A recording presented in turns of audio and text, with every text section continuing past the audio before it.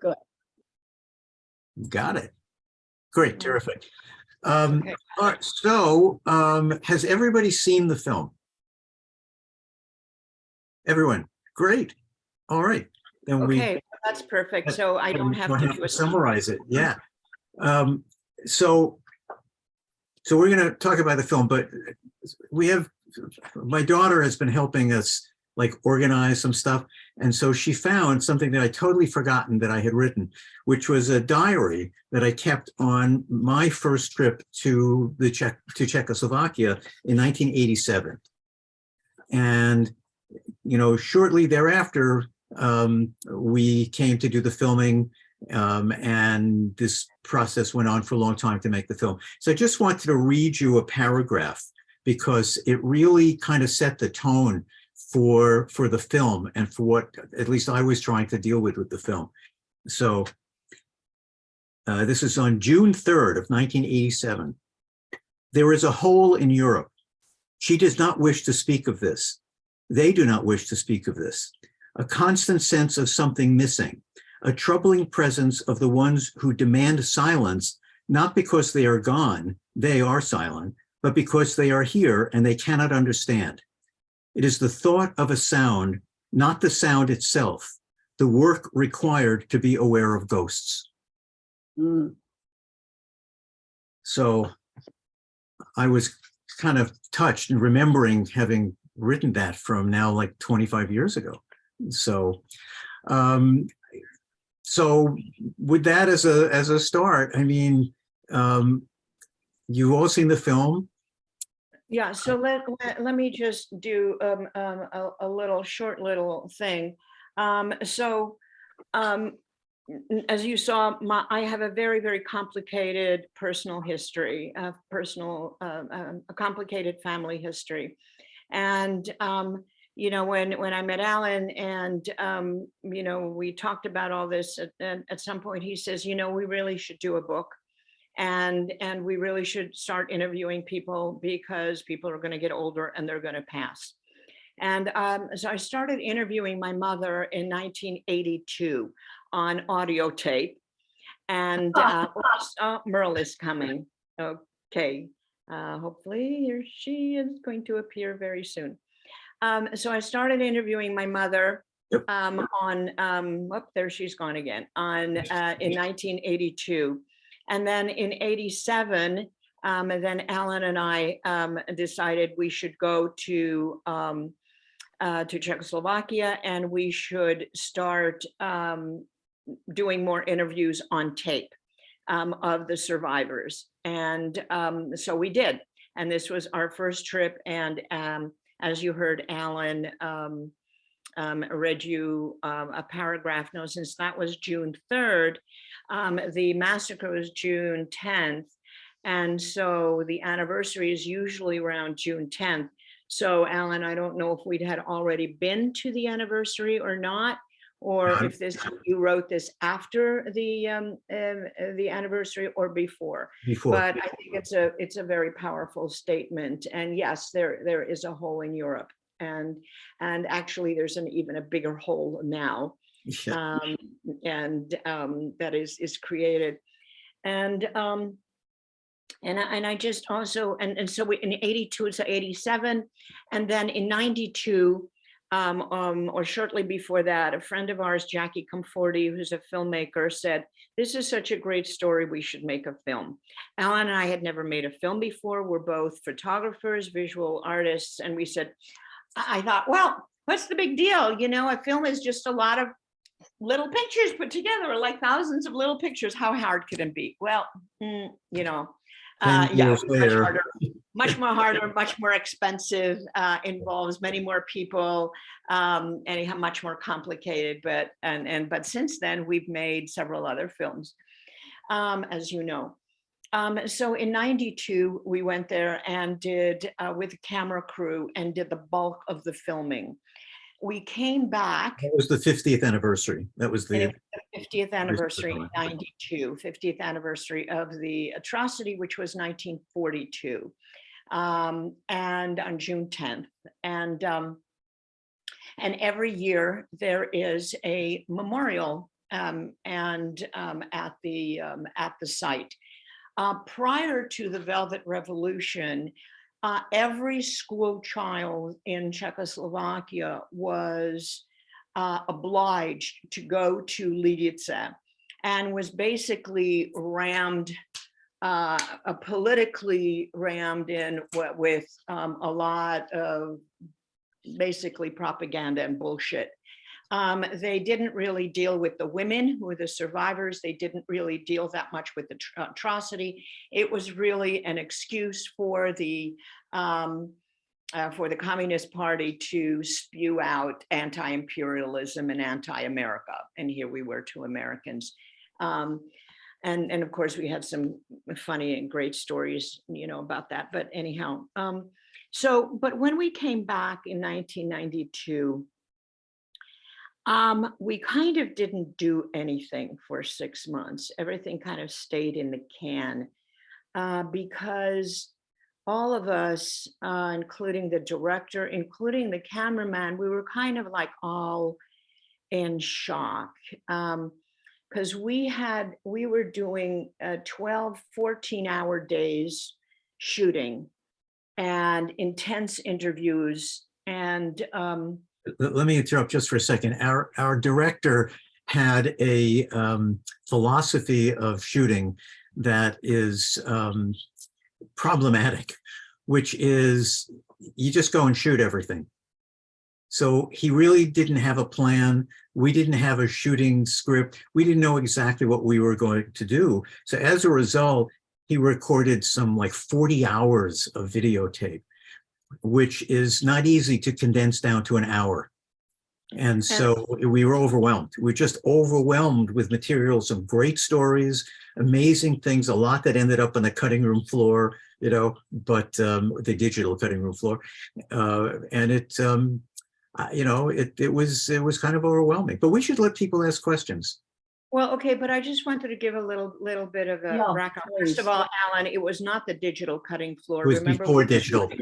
It was before digital, and but what I just want to say that it we kind of sat on it for 6 months because as Jackie said, our director said, there's no good stories here. And since I was the only Czech speaker amongst us, and so it was up to me to sit down and transcribe 20 hours of interviews. The interviews were 20 hours. The rest of the stuff was B-roll and some other material. But I had to sit and translate and transcribe. Those of you here in the Salon that speak more than one language, and if you've ever done any translation, and certainly any kind of transcription, you know what's involved. It's really very difficult. I'm not a trained translator. I just know the languages.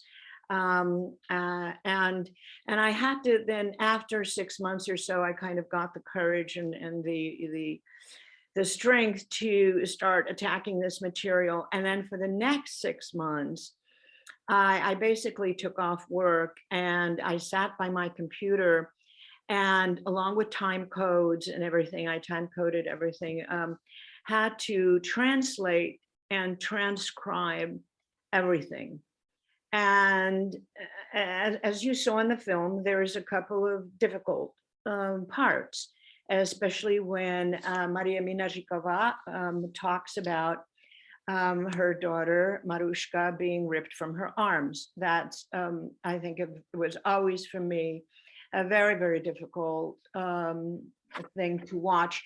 And because also when you're translating, you let the tape run for a little bit, you stop, you translate. Oh, did I get that right? You go back, you do it again. So it's like this back and forth and back and forth and back and forth. Oh, did I get the time code right? So I have to go back. So there's a lot of time back and forth. So I was reliving this over and over and over again, 20 times a day for 6 months.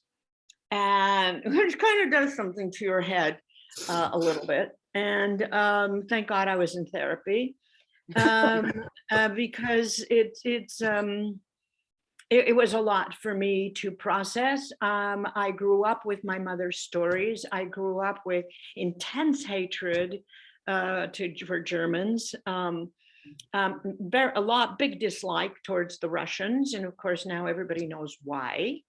Um, and um, and that's not very healthy, growing up with any kind of a prejudice like that. And because then it kind of expands into the rest of your world. But the film for me was just an incredibly cathartic experience. I tell people sometimes when we're doing presentations that it was a very, very, very long and very, very, very expensive therapy session. And that's for me personally kind of what it was. And it was meeting those three Germans that you saw in the field that really, they completely and totally changed my life. And we'll talk a little bit more about this as the questions, happen. But I kind of just wanted to give you a little bit of that, of the process of the filming and the timeline of the filming and where we were at. So I don't know, Alan, if you want to add anything to that. And then I think we should open it up. We usually, what we do when we show the film, and then we do a little talk, and then it's a Q&A. So I guess that's how we can approach it here, kind of like as a post-screening Q&A. Yeah, no, I'm just, it was a very incredible experience for us to do this. Jerry was not born Jewish. She converted later on, but so, I'm the Jewish guy, but the Holocaust story is hers, because I don't really, my family left before. I'm sure I lost people, it's just, obviously I lost people, but I don't know who they are. So I don't know what branches of my family got left behind. I only know the ones that came, that came here, and no one ever talked about anyone else in the old countries. So I don't know. So it's just ironic, that this is, Jerry is the Holocaust story. But it was, and we went before the, the wall came down, and it was a very, very different world. And I was really taken aback by what it was like in communist Czechoslovakia. And I'm a leftist, I'm a socialist. I'm definitely, believe in all of this until I was there. Oh no! Oh my God! How is this possible? All these years, Alan, you have no idea. And I'm very left oriented as well. But under that system, God, they really screwed it up. They really did. And it was like, how could you take this beautiful idea and destroy it? But because. But there's anyway, a lot of difference between theory and practice. Well, exactly. When human beings get involved. Yeah, that's right. Yeah, what I was saying for many years was, I'm a socialist except for the people part. Yeah. So anyhow, so let's open it up to questions, to comments. Yes. I'm sure I'm speaking for most of us. I was extremely moved, and I can only imagine the pain that came from dealing with the material. And I'm glad to hear that there's a certain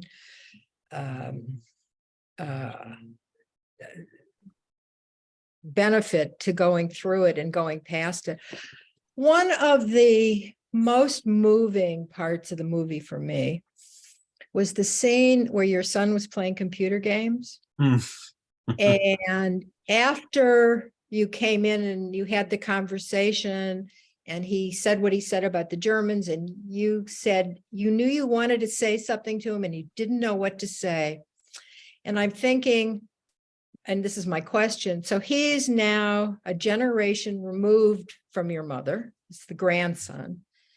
And how has the experience of his ancestor, and both of your kids actually, how has it affected, if at all, their lives?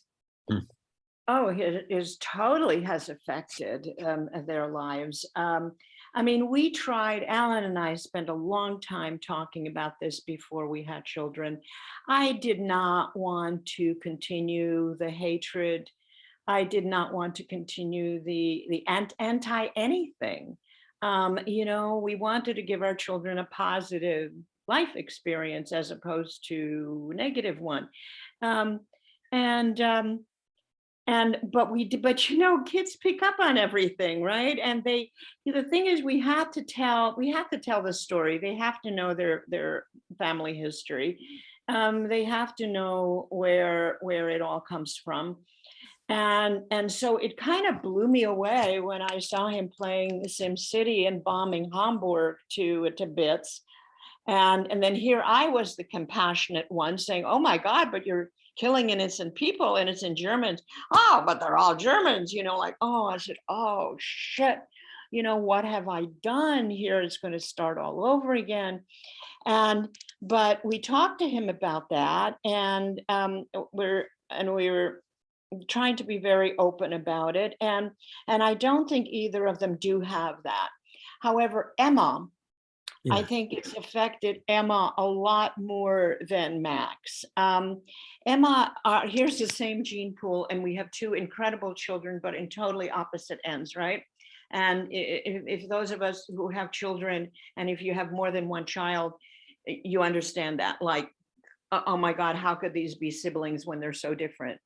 And Emma, who is very quiet and very internal, you know, she's now studying to be, she's in graduate school to be an art therapist and counselor. And it's so perfect for her, really, because she leads a very she inner life. And it has affected her. My mother's experience has affected her a lot. And she's done some research, and she's in therapy, and her therapist says, and maybe the therapists in the room can comment on this, but there is a theory that that grandchildren of women that have experienced trauma, like horrible trauma, like a concentration camp, not the next generation, which is me, but the next generation, the grandchildren absorb that and are deeply affected by it.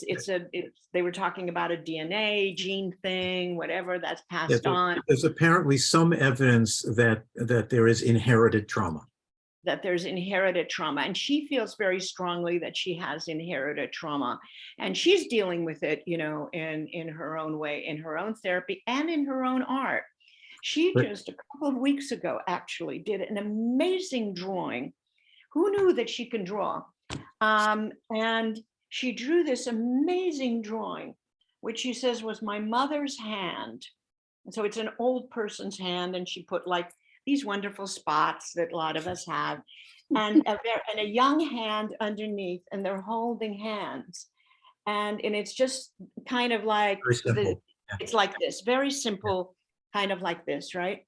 And I said to her when I saw that, I said, oh my God, that's really very powerful. It's like Bubby is pulling you up and pulling you out.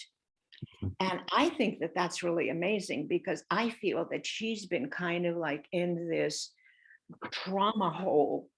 And I think finally my mother is pulling her out. But I have to tell you a very, very funny story. So that relates to all of this. So we live in this very old house, an 1897 house, and so the basement is filled with pipes and, you know, weird stuff. And so we decided to clean everything up and to paint the pipes, at least so it doesn't look so depressing. And so we're down there, all of us, you know, trying to figure out, well, what color should we paint, you know, paint the pipes. And so one of the kids says, red, we should paint them red. And then someone else says, oh, we should paint it green. And then we should paint it black. No. What are the colors? Red, yellow, right? We pick it yellow, and then we should paint it black. At which point Jerry says, oh, no, you can't do that. And the kids look up and I look up and we say, what do you mean we can't do that? Why can't we paint it those colors? And then she said, well, because that's the colors of the German flag. At which point the kids looked at her, and I think then Jerry left the room or something, and the kids turned to me and said, Mom hasn't learned anything from making that film, has she? Oh, God. But as soon as I said that, and I said, no, no, no, you can't do that. You know, oh, the German flag. And then I said, Nuts. and I put the words back in my mouth. I said, God damn it. And Emma just looked at me. She was like 8, 9, and she's Yeah. with this pity. Yeah, With just yes. pity in her eyes, like, Mom, you can't Mom, do this. you're doing it again, Mom. And it's like, oh, but then I went and made an art piece about it, which I think is really quite powerful. And with these pipes, these yellow, red, and black pipes, Right, and with all kinds of stuff going on. And yeah, the thing is that that stuff is so deep ingrained, and it takes almost a lifetime to kind of like just keep pulling these demons out of your head, you know, or out of your body. And I But- hope I don't have a lot of demons left. But yeah, it's like these are like knee-jerk reactions, you know, and how you learn from your kids, right? Whether it's the Hamburg bombing, or this event that Alan just described. It's like I learned in both instances. I learned from my children, and I learned how I need to grow and how I need to change, and that was just a really phenomenal experience. And Max's music, for those of you who have heard it, it's a very inclusive music, and he's kind of devoted himself, to creating this music that is very soothing and calming, and that really just embraces life and embraces the world. And I do think it all comes from working through this stuff. So, Did we Jerry, answer your question, Merle? Yeah, yeah. Okay. Thank you. Jerry, the 3 Germans you met with that you said it unlocked so much, have you stayed in touch with any of them? Oh, yeah. Oh my God. That's a very, very important part of this whole journey. So I stayed in touch with Beate, who's the young woman there. No. And the older man, who's a priest, Ul, his last name was Ul, he just passed away like a month ago. yeah, And we just so got a letter from his daughter. Yeah, from his daughter, and his daughter, apparently he talked about us. It was a very powerful experience obviously for me, and also for them as well, because they had brought down this big busload of young people from Bremen, and they talked about our encounter on the bus on the way back to Bremen, apparently. And yeah, so Beate, I kept in touch with Beate, and then 10 years later, in 2002, from 92 to 2002, they got funds to translate the film into German, and they invited me to come to Germany.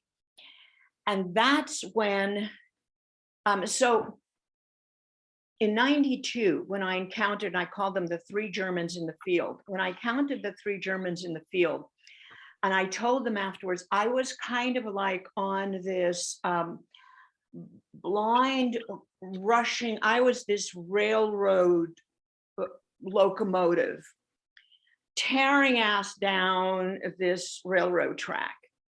And they started to derail me. They started to tell me, not necessarily even by saying anything, just by being there and being who they are, and just the feeling around them, they kind of showed me an alternative to my German problem. And I also just want to say that well, Jackie interviewed them. Jackie also speaks German. He's Bulgarian and he speaks German. And so he was interviewing them in German at first. And I said, I don't want to talk to him. These are Germans. I don't want to talk to them. And so he was interviewing them in German. I have no idea what he was saying. And I was pacing back and forth and back and forth. And then I was like a lioness in a cage. I was like antsy. I was, and then I said, okay, I need to talk to him. I need to talk to him. And it's time. You got to stop. I need to talk to him now. And I had all this energy, right? And it was like my fingernails were growing, I was so ready to dig my nails into them. And just because they were Germans, I hated them so much. Of course, they were Germans from a peace group, coming, coming at the But they were there. anniversary, at the Yeah, but they anniversary were of the this only ones terrible, there. Yeah. tragedy. So but doesn't matter, they're German, she hates them, Yeah, so. that they're German, and that's it. Then I'm going to do them in. They're the only Germans I got, so I may as well go and attack them. And what you saw, and then they were filming. I didn't even realize they were filming. Because I needed to talk to them for me. Okay, this was outside of the film. It has nothing to do with film. This was not part of the plan at all. Yeah. Jackie and I are looking, and the sound guy were kind of going, what's going on? What is this? Film it, film it, film it, film it. Just film it. Yeah. It. And so, finally Jackie stopped, and then I just started, and I was ready to, it was building up and building up. And then I don't know what happened. I just kind of fell apart, started crying. I cry a lot. I'm one of those people that cries. And then I just had all this thing, but instead of attacking, I'm asking for help, and it was I have like, to say that blew me away completely and totally when she did that, because I know this woman, and this was not something I had ever seen in her personality before. I don't know. I don't know. And all of a sudden, for her to be confronting these Germans and saying, "Can you help me?" It was like, what? Because I found that the most powerful for me part of the film. It's really, I think it's the core of the film. I really agree. do. Yeah, really. And, And she didn't want it. She didn't want it originally. And when we were doing the editing. I fought Alan and our editor and Jackie. And we all kept saying, no. This is the crux of the film. This is what the film is about. And part of the reason that we sat on the film for as long as we did is that we didn't want to tell yet another Holocaust story. There's been 1,000 of them. And they all need to be told, but we needed to have something different about this. And what we realized with the difference, and we were among the first people to have done this, and then there have been scores afterwards, is to talk about the impact on the next generation, of tragedies, how tragedies play out for generations.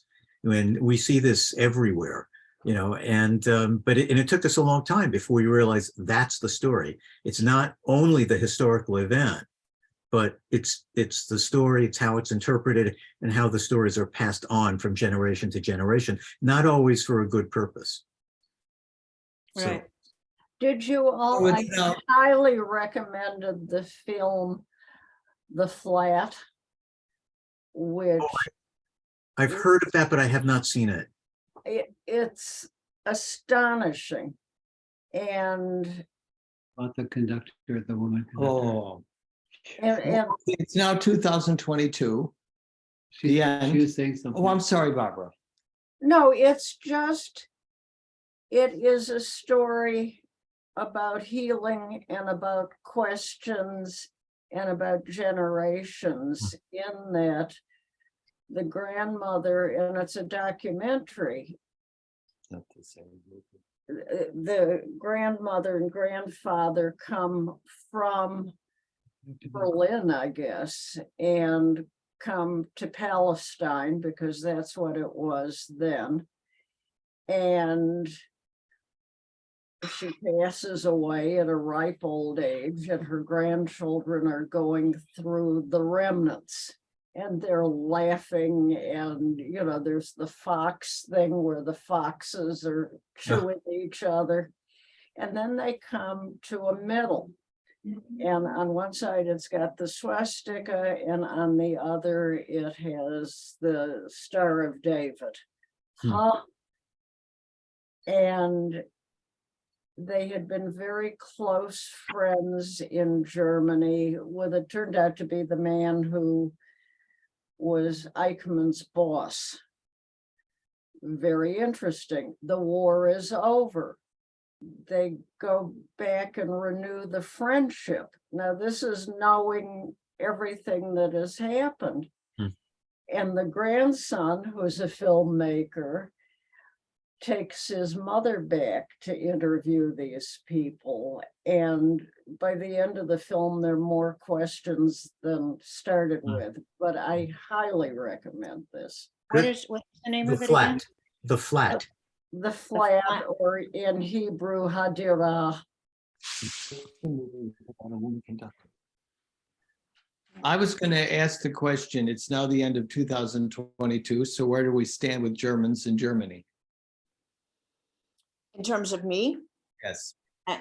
Well, like I said, when I went back to Germany, when I went to Germany in 2002, I was very, very nervous heading out there, because I told Alan, oh my God, what's going to happen if I go and I'm giving this presentation and there's going to be Nazis in the room? Because I was, if there would be not, I would just go ballistic. And he said, well, chances are you're not going to get Nazis that are going to come to this film, so I don't think you need to worry about that.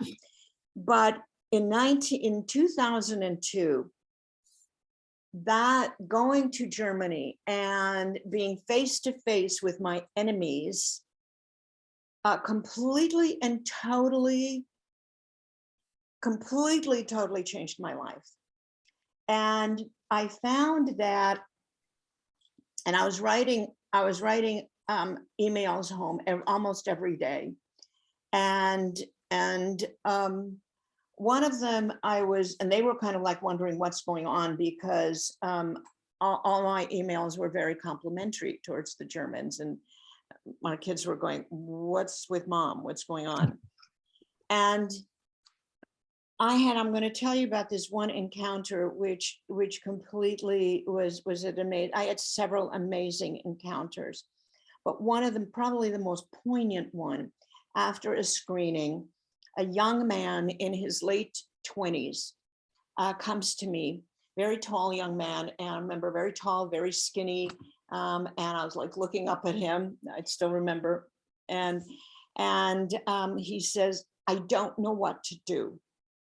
My grandfather raised me. Maybe his mother was a single mom, I don't know.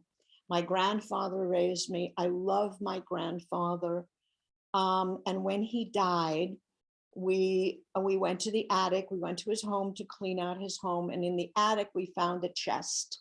We opened up the chest. And in there was a Wehrmacht uniform.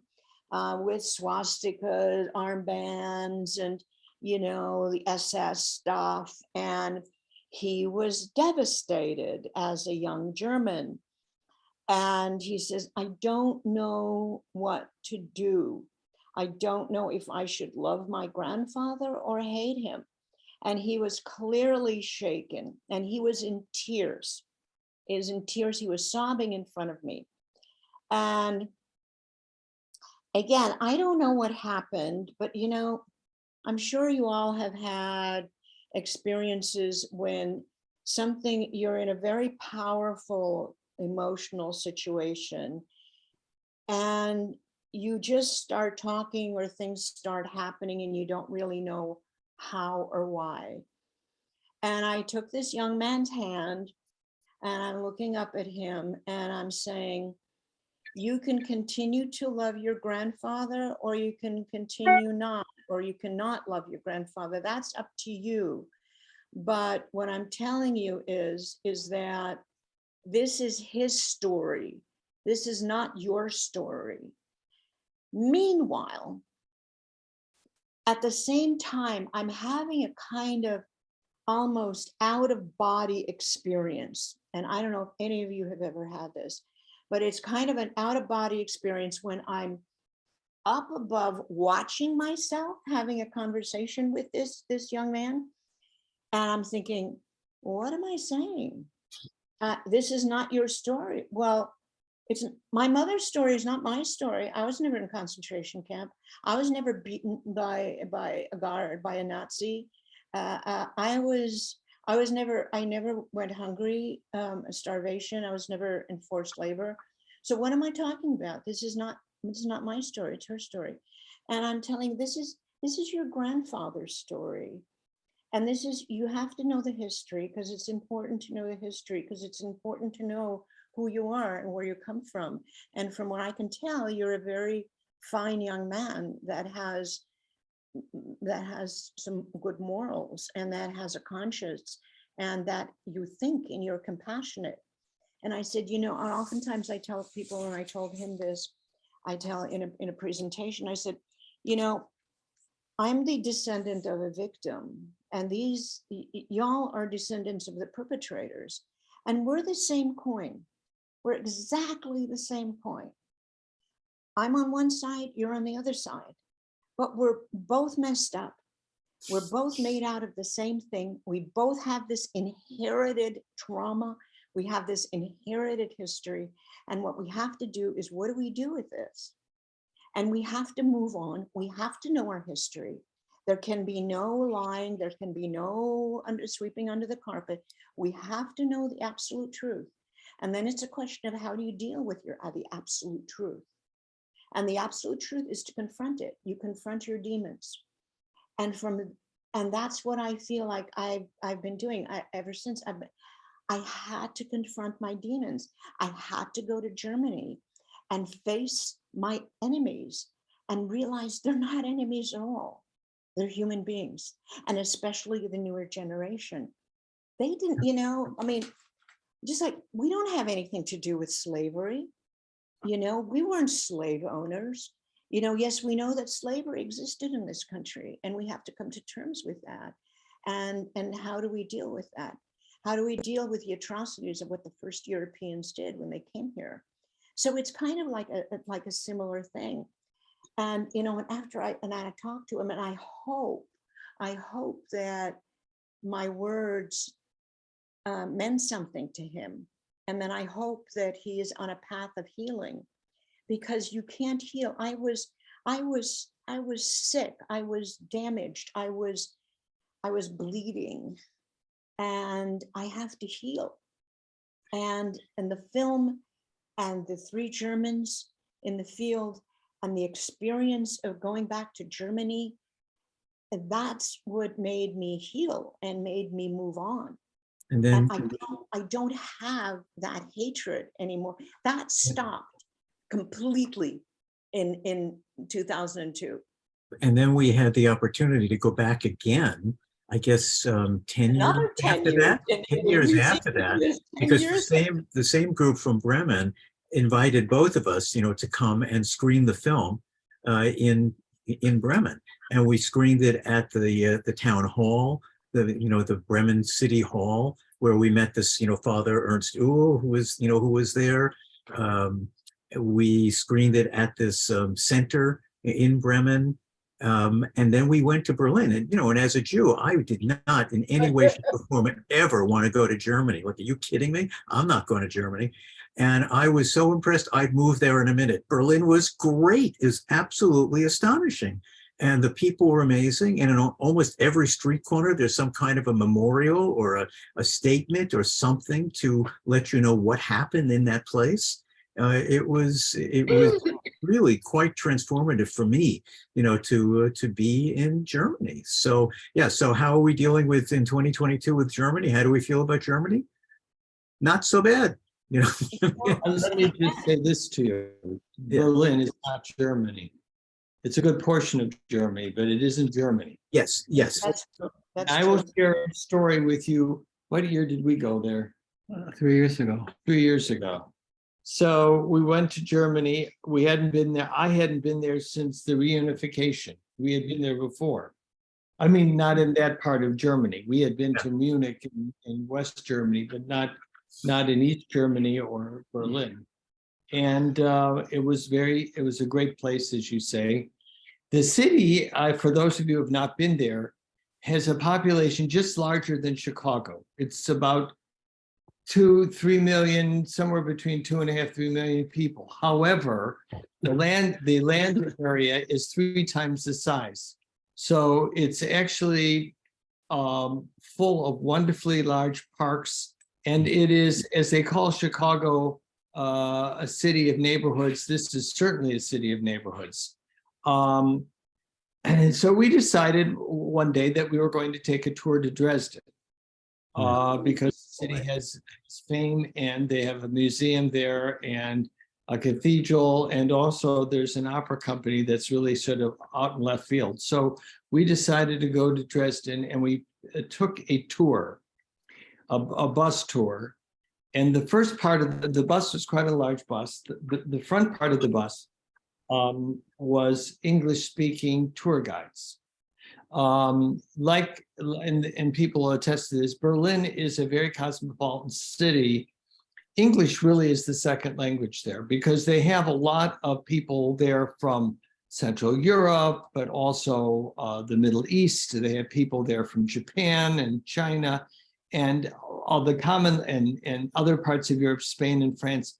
But a lot of people speak English, and so it's very common to go on a tour where you have these visitors from other parts of the world, but the language that they're using is English. And then the back of the bus was a group of Israelis who were there to, were on tour, but they had a Hebrew speaking guide. And so they had their earbuds in, getting their, the Hebrew and as it turns out, the front of the bus, our guide was an Israeli as well, but he had moved with his husband to Berlin in order to have a life that he felt was less repressed. Okay. And we got to Berlin, and on the way to Dresden, he was talking about the refugee problem, the so-called refugee problem in Germany. And that the Merkel government had made a decision to accept, I don't know how many people. And in order to make this work better, she decided to make all of the provinces, or whatever they call them in Germany, what is the word? They're not states, but there's an equivalent to states. They had quotas. So, this Saxony would have to have this many, and Berlin this many, and whatever, Dresden. And that the area that Dresden was located in, which I think is Saxony, fought her tooth and nail about taking any, but ultimately agreed to take, a token, 500 families or 500 people, a tiny portion. And it was a constant battle between the central government and the provincial government on this issue. And he said, then he said, I don't think we need to discuss this any further. And he abruptly stopped that conversation, and he went into more historical things about Dresden, et cetera, et cetera. So we got off the bus, and we were all sort of milling around a little bit to reconnect and to go on our tour. And I said to him, so I got from your talk about refugee issues that there are a lot of neo-Nazis in this province. And he looked at me and he said, you can drop the neo part. So there are still pockets of this kind of craziness in Germany, even though the Nazi Party, as you know, is outlawed. The display of Nazi symbolism is outlawed. Promulgation of Nazi ideology is outlawed. They don't have, people don't fall back on the freedom of speech thing. There's certain speech that is simply not acceptable and legally, and Nazism is one, but it's there.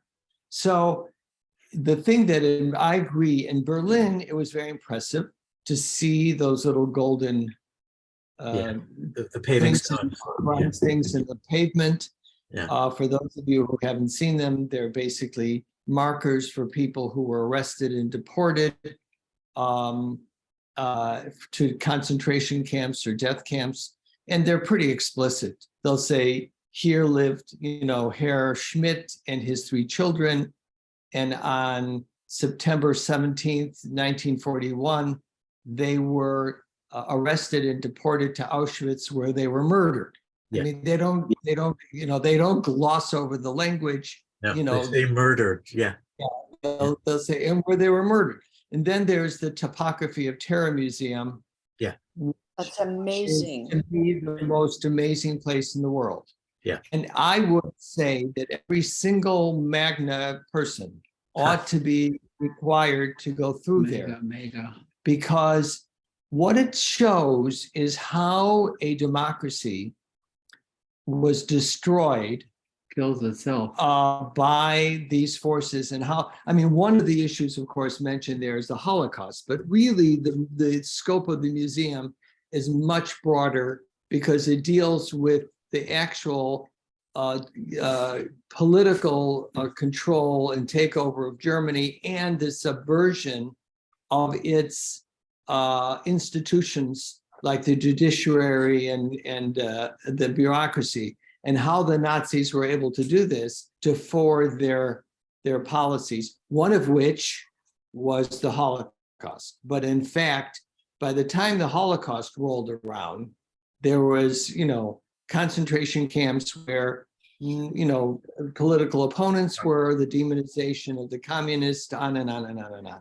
So at the museum, and it's very, very clear how this went on. And again, English being the second language, all the captions are in German, and then followed by English translations. And so it was very easy for a foreigner like us who don't. On the other hand, it was a very German thing happened in that museum, or the History Museum, which is also quite an interesting place. I had my coat on, and I got warm. It was hot in there, and I took my coat off and I put it over my arm. And a guard came over and said, "You're either going to have to put your coat on, or you're going to have to check it. You're not allowed to carry your coat around in the museum." And he was actually quite embarrassed by the rule, but that was the rule. And if he didn't enforce the rule, he was going to get disciplined. So there you go. How German is that? I once took a Holocaust class. I took a bunch of them. But one of the points about the death camps and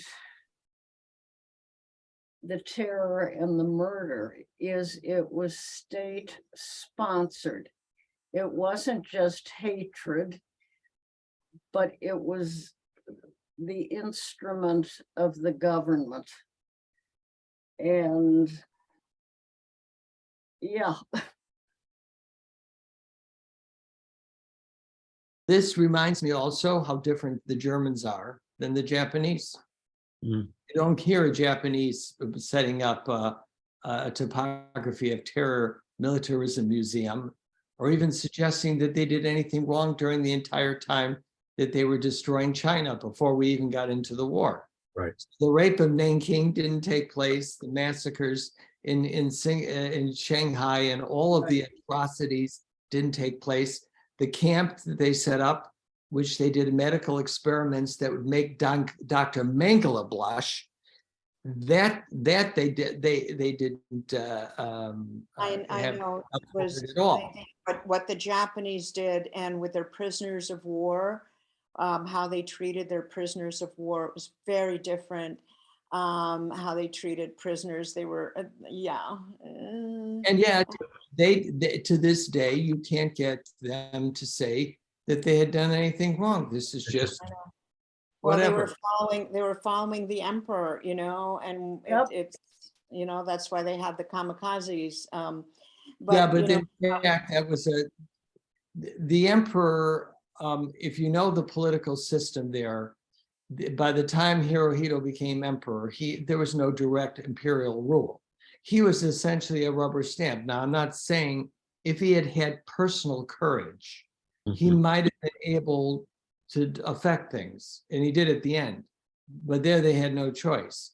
But the fact is that one of the reasons why, and actually, militarists in the army and the navy, but especially the army, they politically assassinated people.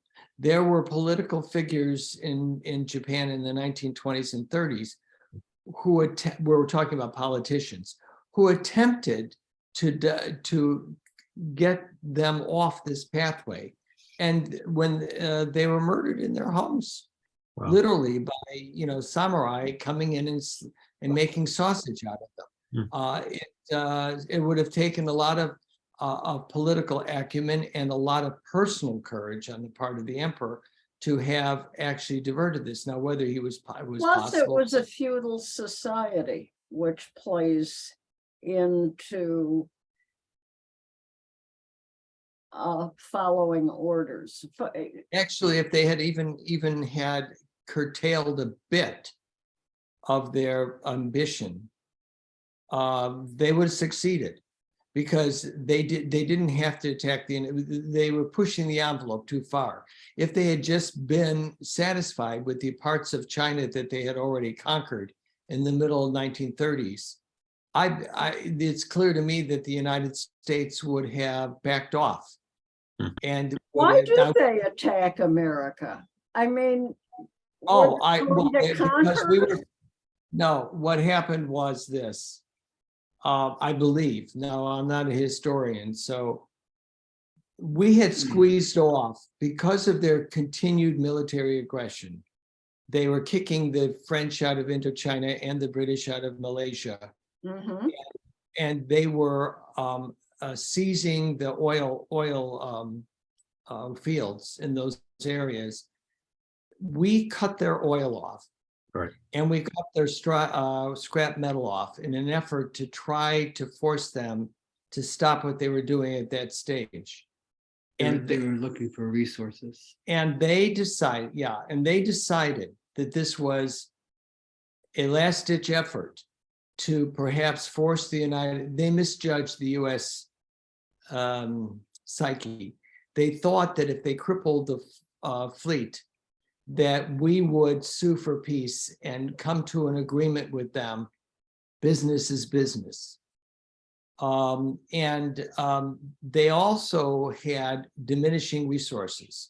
So they knew that if they didn't do this attack by December or January of December of 1941 and January of 1942, they wouldn't have been able to pull it off, because they didn't have enough gasoline and a whole bunch of other resources they needed to continue the conquering of the islands and all these other things. And so they felt their backs were against the wall, and they gambled. They were warned by their own political people that this was a terrible miscalculation, that even if they managed to destroy the Pacific Fleet, they fundamentally misunderstood the American character, and that the resources of the United States were so vast and that they would never prevail. And as it turned out, that's what happened. Yeah. But if I you would- have things I like would kind of, Go ahead. Michael, I think, I don't know, I want to go back to what we started to talk about originally. I think what happens here, what happened just now, is kind of what happens whenever we're talking about an uncomfortable subject. You know, people move to an area where nobody's directly connected, so we don't have to deal with our own anxiety. And Oh, I you think, can deal with my anxiety anytime you want. but I think when you confront something in the present, like the question, how do you feel about Germany now? Or how do you deal with, the trauma of a Holocaust? It brings up some very uncomfortable feelings, which I think influence our approach to the solution. And when I was watching the film, I was thinking, this is something that is historical. This is something that went on before I was here, I had nothing to do with it. I was not to be blamed, or I didn't have anybody in my family to be blamed, or so it was very, very intellectual. And then I got to the end of the film, and all of a sudden there were new people, and they were bringing this story into the present. And I noticed with this, there was no script. There was an awkwardness. There was a search for the right word. If you notice, there are little pauses here and there. And when the girl said, "I am sorry for what went on before me. I am here to help you heal." Did you notice? I mean, I don't know if it was just me. Yeah, she was, yeah, you're talking about the Germans in the field. And yes, at the end of the film. Yeah, she was All of a Beate, which sudden- was all of a very sudden- engaged. All of a sudden, this took on a completely different message for me Huh. and a meaning for me. And I believe for you, Jerry, this is when the anger, this is when the fear, because I think that behind trauma, there's always fear that it could happen again. I think that's one of the reasons we're so aggressively defensive. Yeah.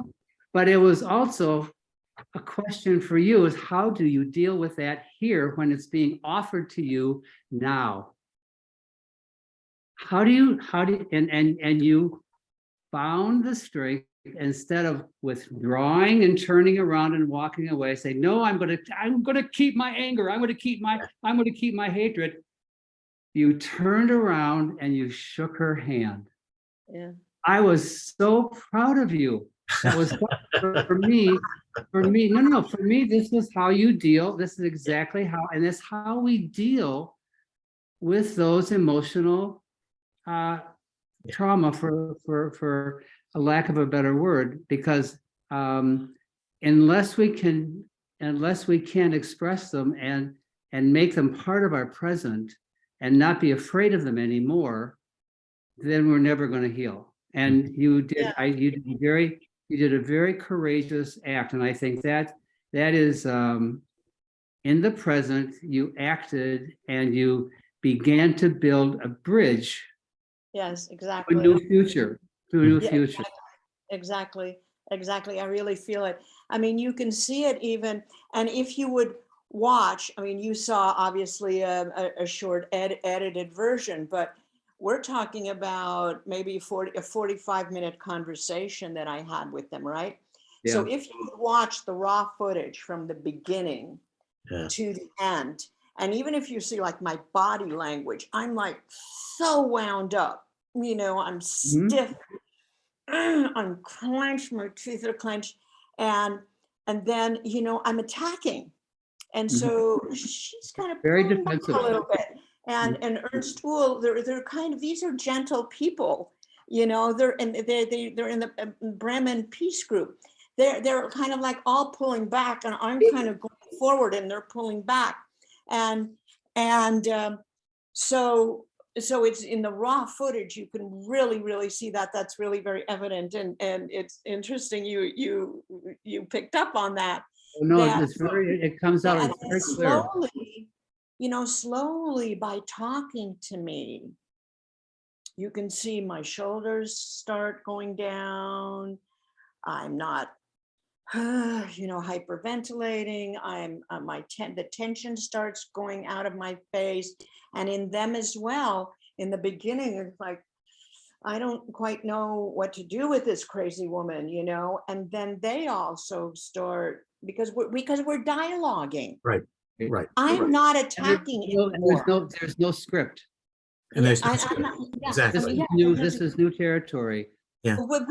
we just came across them, we kind of looked, and Jackie looked over, and we kind of see these three people, and they're kind of like mingling around, and then we hear that they're German, and he says, I think we should go talk to them. They're German, you know.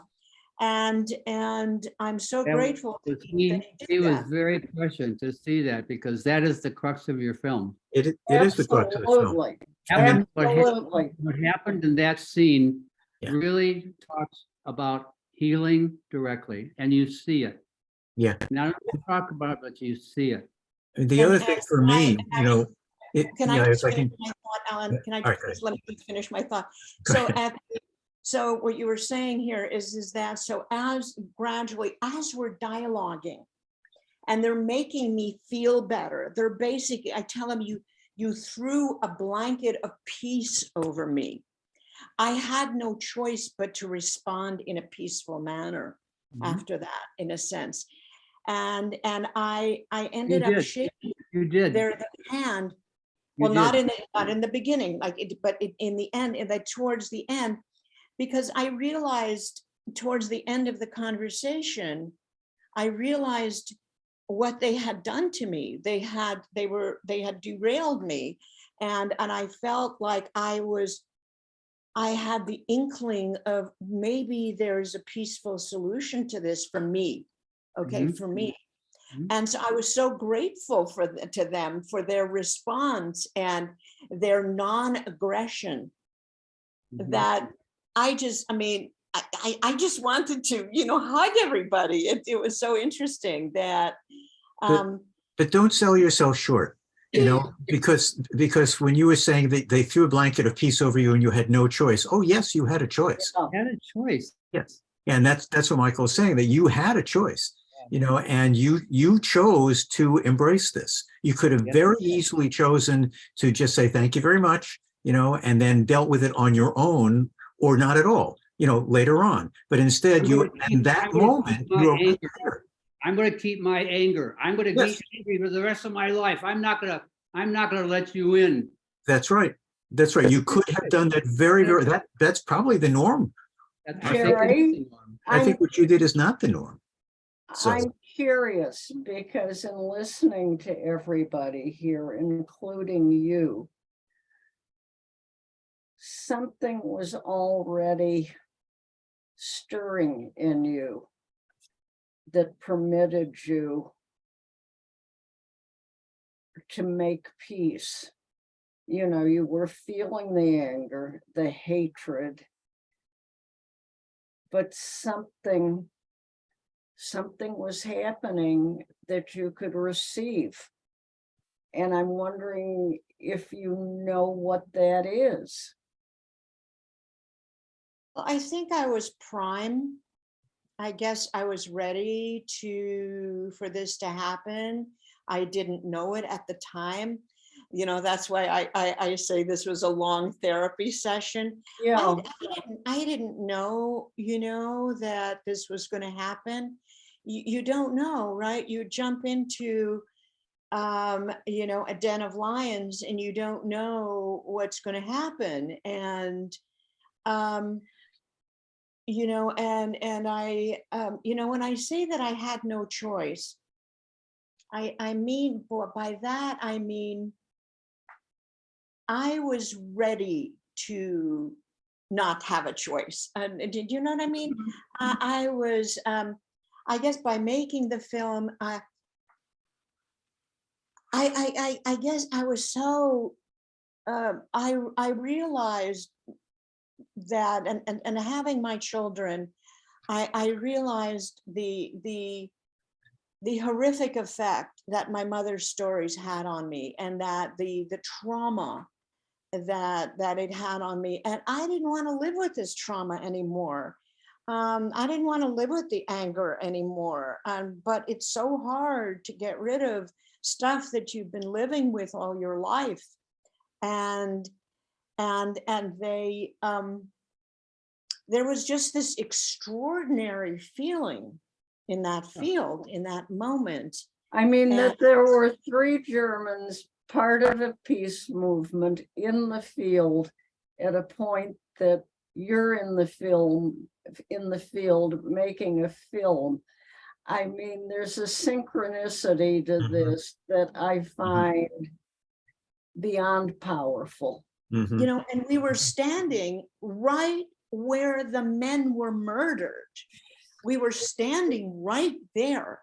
So there's Lidice has, when you go there, if you're open to such things, there's ghosts, there's things. But remember, there's- I started out by reading that thing about the work required to be aware of ghosts. This is exactly it. You have to do the work. The energy it Yeah. takes to keep your defenses up. Yeah. Yeah. Yeah. Mel, yeah. Penelope. Well, I think, but I think too, Jerry, you're saying something that's so, when you say something like, you're so tired of being angry, you know, and, oh, I can't pass this on to my children. I can't live with it. Anger takes a lot of energy. It's just, this is the energy of keeping the ghost alive. When Yeah. you don't do anything about it.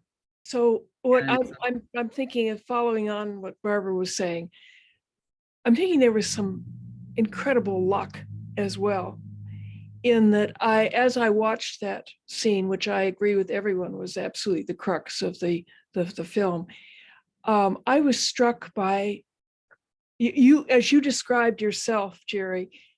You were coming on loaded for bear. I mean, Mhm. here were Germans, You and were vibrating. you were Yeah. really, and Yeah.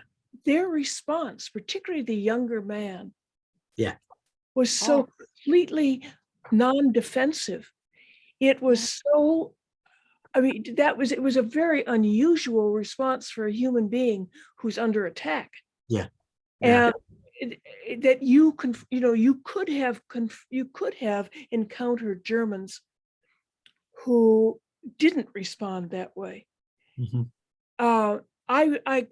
Everything he said, as I watched him in particular, I mean, they were all good, but he was able to respond to you and to help even before you asked for help.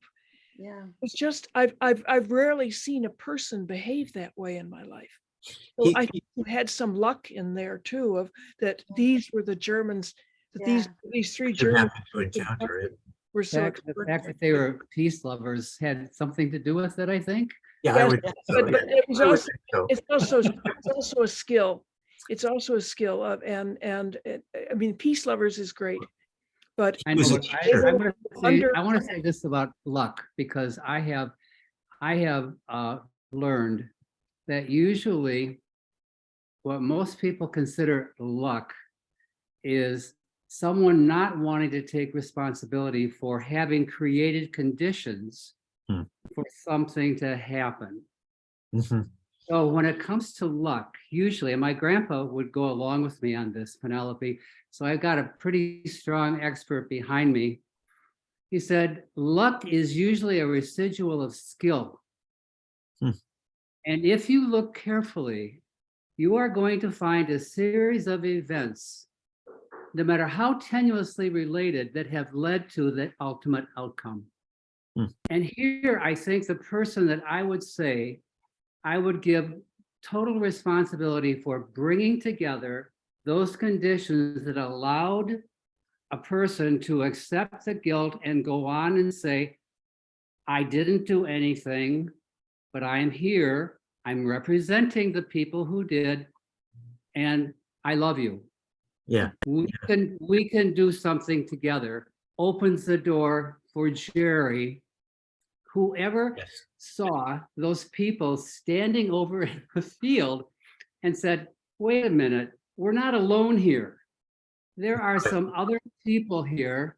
We Yeah. have to find out why they're here. We have to bring this together. We have to bring this to a solution of some kind, which is what I think is this guy that you're talking about, Alan, was resolution oriented in terms of bringing all the different influences together to a point where Jerry and her peer could communicate, is the one that is so insightful. He was extremely sensitive to what was happening at that moment in terms of Jerry's emotional needs and the needs of the other, because without the other, nothing would have happened to Jerry. Yes, You right. have to bring it together, and he is the one, it's no accident. He is the one who recognized the other element that Jerry needed to complete her transaction. You- I You're think that's- talking, I think it's just a wonderful, wonderful example of, Yeah. of resolution beyond belief. It's just it was very, very, very insightful. I mean, I found that there were a couple of things that happened during that, that interchange. I mean, first of all, we were just so totally blown away that this all happened. And Yeah, that, I mean, I was, and the intensity of it and the honesty of it and the gravitas of it. And it was to just have really, the presence of mind to play it out and to be there, Yes. it's and just let it go. incredible. But Yeah. the younger German guy said two things that just totally opened my eyes, which was he said we asked our parents, Mhm. where were they during the war, and it had never occurred to me that people my age, that Germans my age would ask their parents that question. I didn't realize that interchange was happening all over Germany, that people, younger people, were challenging their parents and grandparents to say, what the hell happened? And what role did you play? And it simply never occurred to me. And he was saying that was the basis of the student movements in Germany, was that confrontation, with their parents and their parents' generation. And he would say, we asked the same question that you were asking me. Where were you? You were asking us. He says, and they wouldn't answer. They wouldn't answer. And that had never occurred to me. And the second thing that he said, which I thought also was remarkable, at the very, very end, and if any of you have ever done interviews with people, there's a trick to doing interviews. The trick is to just shut up. That's the trick. Just ask the questions and wait, and keep waiting, even when it's uncomfortable, because then things happen. And so that happened in this situation where there was just silence. And then he says, you can't wish them away, and we can't. And it was like, oh my God, it really, really, really struck me.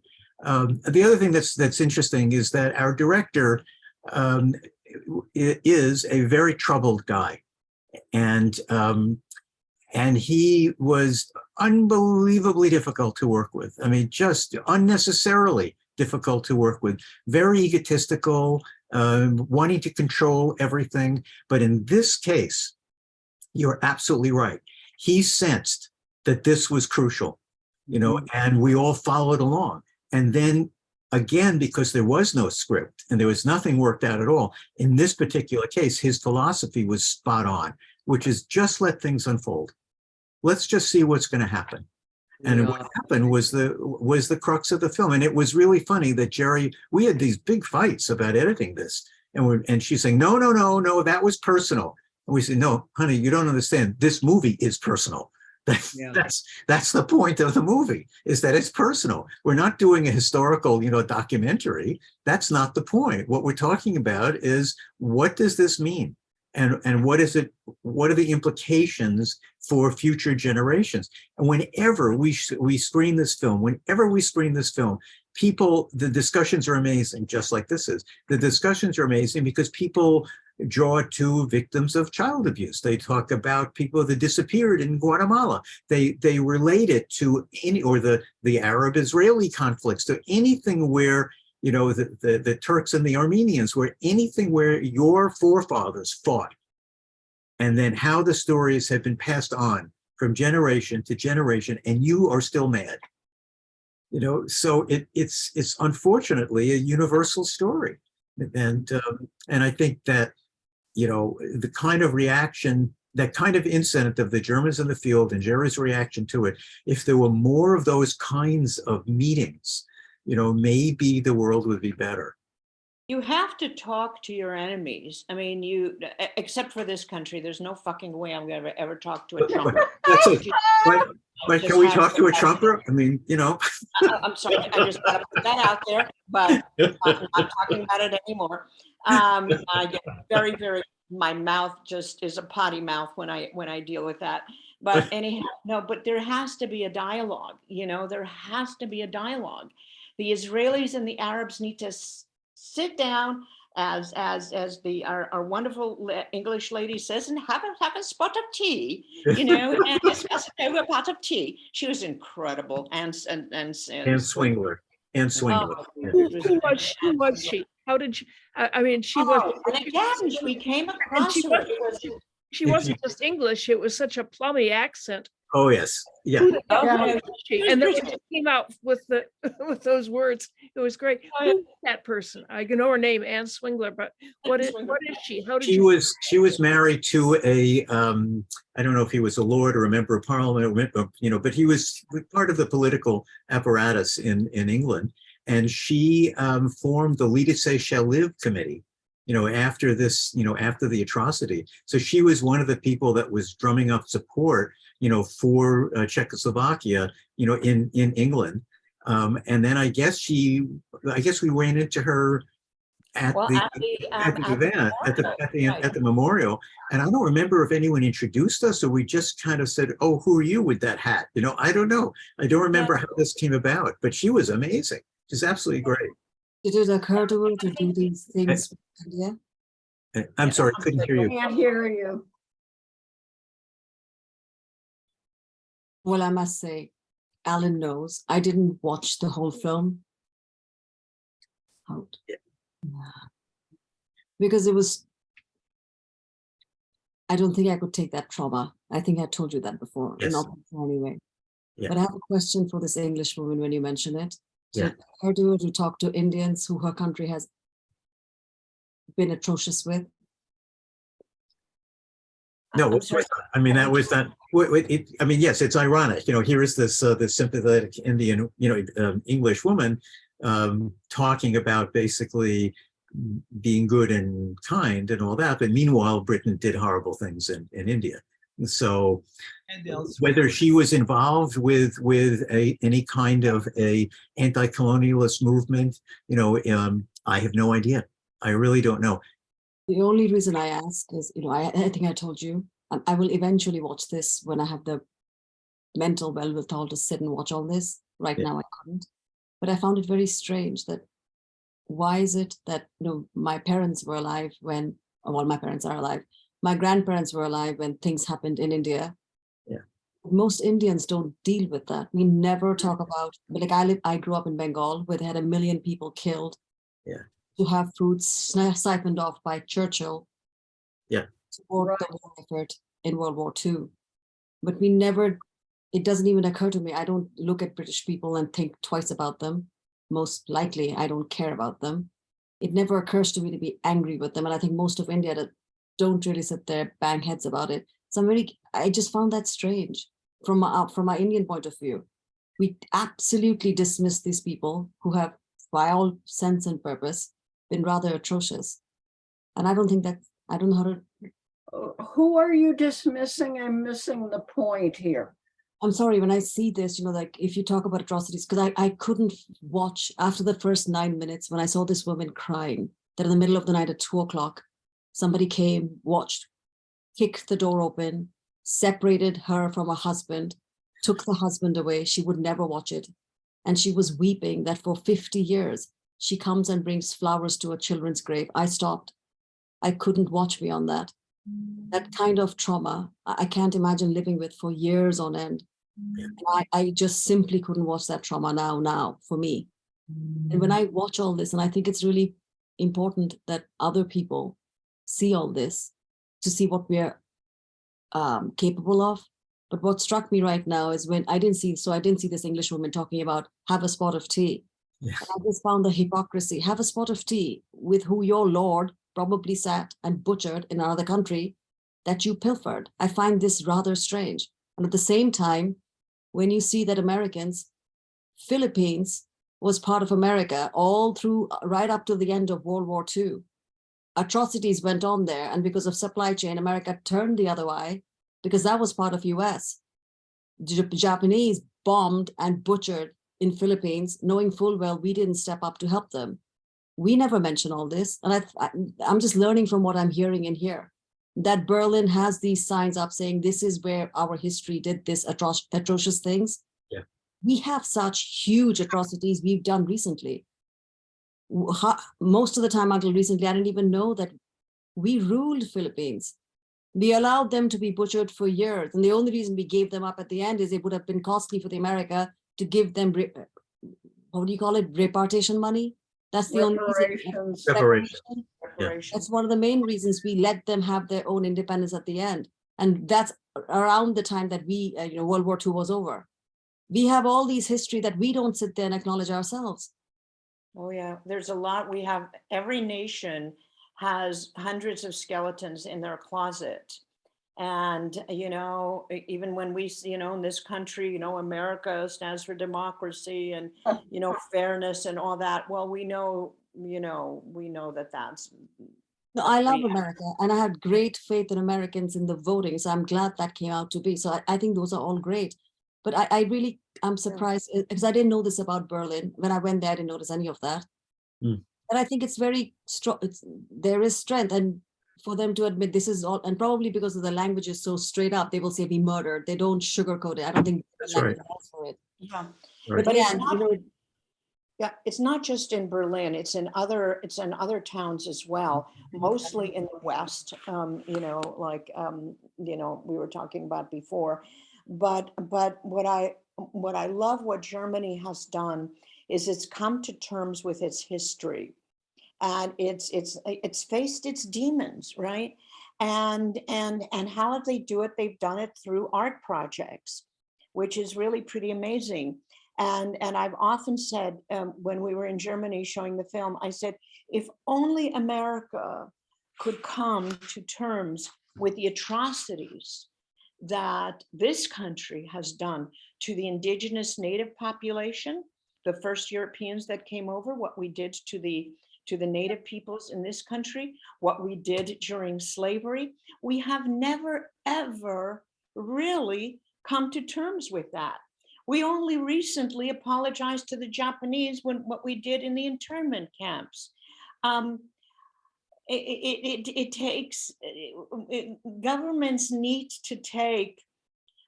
to apologize, and they need to educate, and we need to educate our children what America has done, and not sweep it under the rug, like certainly what Trump and the Republicans want to do. Oh, you're going to hate America. No, by acknowledging the atrocities, by facing your demons, that shows you're strong. And I believe in honesty. And this is what our foreparents did. And we're going to do everything we can for it not to happen again. And that's what has to happen. That statement has to happen. Now, is it a perfect situation in Germany? No, of course not. But what I admire, what the German government, the post-war German government has, it's made them accountable for their atrocities. Britain has never done that. No. It's never apologized to India. It's never apologized to South America or to Burma or any other horrible of the colonial places. They've never apologized. They've never made reparations. They've never faced it, which is why I detest the British monarchy with huge passion. I But couldn't that's stand exactly it my about the point. coverage of the Queen dying. It was making me crazy. But No, no. anyhow, I'm sorry. But I'm on a no, but that's exactly my point. These things were done to apparently my people. I find that weird to say. But the yes, point is, Bengal in particular. yeah, but so we did not grow up being told, although I'm well aware of it, of bodies lying in the ground and vultures pecking on live bodies because there was no food. I've seen all of this, but we don't have the trauma about Britain about it. When Queen Elizabeth died, I felt sad for her. I felt really sad. I didn't get angry that, why she's been covered. So that's just the difference I'm recognizing. There is something in India and the Indian whole mindset that recognizes happened, but we don't sit there and give that more energy and be further traumatized after they left. I don't think that's a bad thing. Do you know what I mean? I don't know how to voice this correctly. We didn't have 50 years of traumatic carrying on because there was enough garbage going on to move forward.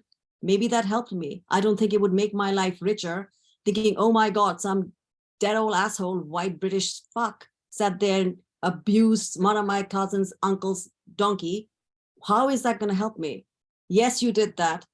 Move on. I will move on. I think that's that was probably good for me. Instead of carrying all that within me, I don't know, that would have helped me. They would have not been good for me whatsoever. I'm aware they did this, but to carry all that constantly, it would have been so traumatizing even more. But what's interesting is like when we did our Following the Box project, almost every single one of our Indian artists dealt with the Bengali famine. There's in their artwork, there's something about the Bengali famine, every single one of them. Probably because it was part of the project, but in general in India, because I grew up there, and in Bengal, one doesn't growing up talk about it. Not that you dismiss it, you're well aware it happened, but it's not even compartmentalized. It's like, oh, it happened, it moved on. Because I'm just thinking, if that was constantly passed down, I think you were talking about it, trauma is passed down. I don't know how it would have helped anyone. But We you know, don't ignore it. we never mentioned the Bengal famine. We didn't know anything about it, and every single artist, you know, brought it up. Where did that come from? Yeah, I'm but what talking she, about come from trauma us. in general. I'm talking about trauma in general, like Yeah. talking about what she's Americans talking have about done something somewhere, different what now. anyone has done anywhere, like being aware of it. Like, I don't want to be held responsible as an American citizen, what someone did in Philippines 50 years ago. I'm aware that this country did it. The best thing I can do is to make sure that it doesn't happen again, that you vote in ways, vote people into power that will not do that. I think that's the best way moving forward. I don't know. I mean, Well, except you see what's happened here is that let's take slavery, for example, or the Negro question, or however you want to put it. The lack of accountability and discussing it has reverberated down to today. I mean, we still have an issue in this country with race relations, and we are dealing with a problem because it hasn't even been acknowledged properly. Right. And Right. the attempts now are to suppress it. So we don't want children to feel bad about the history of this country, and therefore we're not going to teach it, and we're not going to Right. tell them the truth. And it started almost at the end of the Civil War, when when they started, we talked about the Great Lie. Okay, the Great Lie being the last presidential loss of Mr. Trump.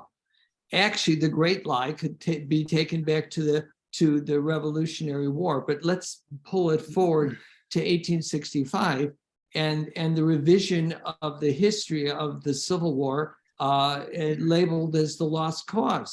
Right, And the war of the lost cause. And trying to convert what was a racist war to maintain the establishment of slavery, or the fear that they were going to lose their ability to maintain slavery, into something having to do with states' rights or their ability to make their own destiny and all that nonsense. I remember having a discussion in 1973 with a colleague of mine who came from Texas, who was a doctor, and he was giving me all this guff about the fact that the war between the states or the Civil War was nothing to do with slavery. I said, have you read the deeds of secession by the Southern states when they seceded for the Union? These bills of secession. Is a doctor, you never met him. Boy, it's a good thing. And I said, they were very explicit. When North Carolina seceded from the Union, they were very explicit as to why they were doing this, and it was to maintain the institution of slavery. And yet, almost immediately after the war, they denied it, and they've taken that forward. And now, in certain states, was it Texas and who knows where else that these crazy people control, they're revising what's taught in school, that this wasn't a war about slavery. It had to do with the right of secession and the fact that the North was oppressing the Southern states and all this other nonsense. Jack, I will quote my source, which is really deep, but it's the musical 1776, which was really great. But in it, you wind up focusing on the fact that the only way to get the 13 colonies to sign the Declaration was to give in to the southern states to permit slavery. And I mean, it goes back a long way. No, I understand, but in fact, we don't have a representational democracy here. The Electoral College was set up to prevent. For landowners.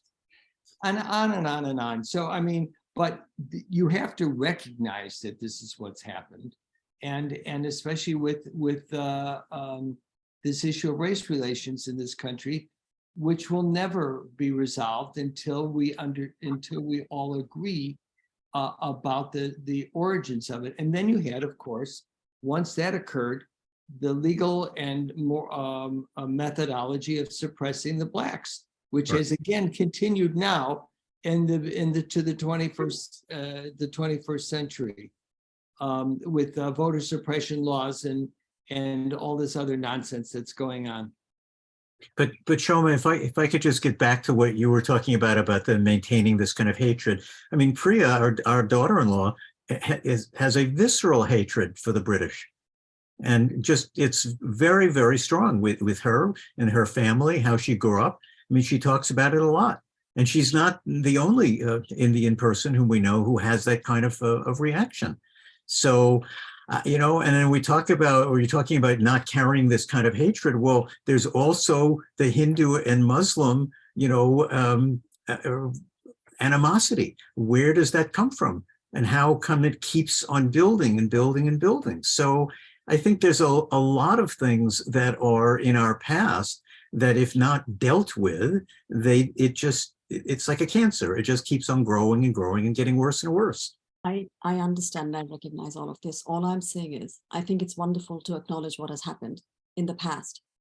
But I don't deny, I'm sure there are Indians, it's like a 1 billion person country. There's some who will hate this history, but there's also a larger silent majority who don't see it that way.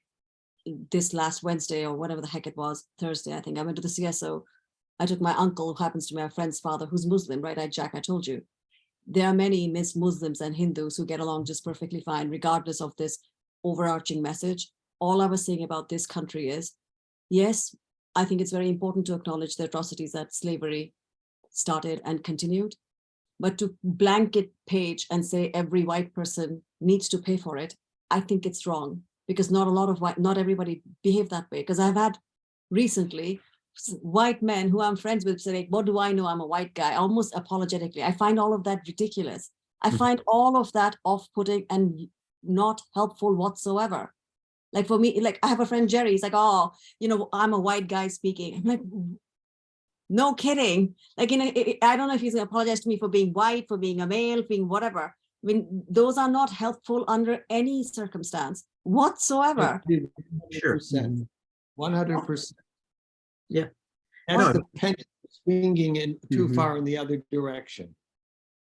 But one of the issues here, and you alluded to this, Jack, is that these things are still going on in some way. So, you know, there are efforts by the Native Americans to get rights that they're not getting. I mean, the Pine Ridge Reservation is the poorest county in the United States. So it isn't that we're looking to the past and that was then and this is now. There are people, it's ongoing racism, it's ongoing nativism. All of these things, I mean, you talk about just getting to the reparations for those that were imprisoned and the Japanese Americans who were imprisoned. There's still anti-Asian activity as well as anti-Semitic. And, you know, we never heard the story of the St. Louis. So, I mean, we have many aspects of history that are what is it? What is the quote? I never quite remember it. History it isn't even past. Right, yeah. What is it? That isn't accurate, Alan. What is it exactly? It's uh, I actually just wrote this for something. Come on, Alan, I depend on you for things like I this. know. Come on, snap to it. What All what right, is it? I'm sorry. History isn't, the past isn't over. It isn't even, well, Yeah, history isn't, I apologize for missing this little part. Go ahead, Penelope, you gotta look it up fast. Look it up fast. It's a Faulkner quote. it is. History isn't the past. It isn't even past. No, not quite. Not quite. What is the Faulkner quote on history? That's what we're looking. Oh, yeah. Oh, he's using Siri. Who's The gonna win? Past is never, Past is never dead. dead. Beat you, It's not beat you. even Past is past. never dead. It's not even past. It's not even past. That's right. The past isn't right. It's not, they don't use the word history. Past isn't the past. It's not even past, right? Yeah, that's true. Past is never dead. The it's not past even is past. never dead. It's not even past. Right. And that's true for this country, for all of the things you're talking about, that, critical race theory, and not making people feel uncomfortable about I it. know. We're never going to face that. Right. Yeah, if you're not uncomfortable, you're not paying attention. Ah, No, it's true. I mean, we have to, whether it's our own personal selves, again, it's the, I use the blanket thing, of facing your demons, that you have to, within our own selves, we have to understand and come to terms with our own demons and our own selves and how we can make ourselves better. And the same is with the country. We have a conscience. We have a personal conscience. People have personal consciences. We have family consciences, and we have, I'm being very grammatically wrong here. And we also have the country itself has to come to terms with its own self and its own history. And you don't have to have a personal connection. I mean, Showman, talking about, for example, slavery. So I cannot possibly be responsible for slavery, because when the slaves were taking place here, my family was being beaten to death by the Cossacks. right, We weren't even here. which We is weren't even- Ukraine, just to bring it up to date. That's true. Actually, we were So all as an we were old, from as an old Ukraine. white guy, you don't have responsibility for the slavery.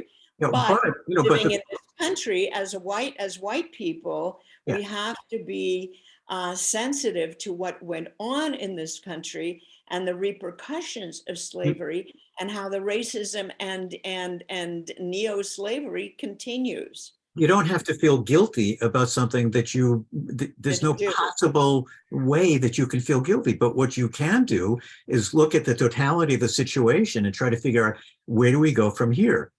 How do we get out? I'm not going to take personal responsibility for slavery. I wasn't here. My family wasn't here. However, I can see the horrible impact it's had over 300 years. So what can I do as a concerned, a citizen who wants to make this a better world? And then you have to figure out, well, how do you do that? What's the best way to deal with it? Our daughter had a very interesting experience happen recently, where she's training to be a therapist. She's training to be a counselor and do art therapy. And she's in some kind of an internship program working in schools.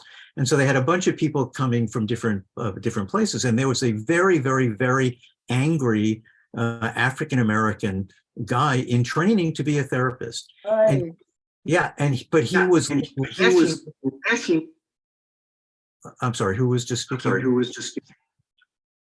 Anyway, so the point is, something with the sound. Yeah, something happened. What happened there? All right, how about now? Is that better?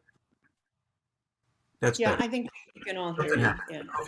Yeah. Okay. Anyway, the point is that he was lashing out at everybody who was there, and he was attacking. He happened to pick my wonderful daughter. He was lashing out at Emma, well, your family owned slaves, and she's like, hello.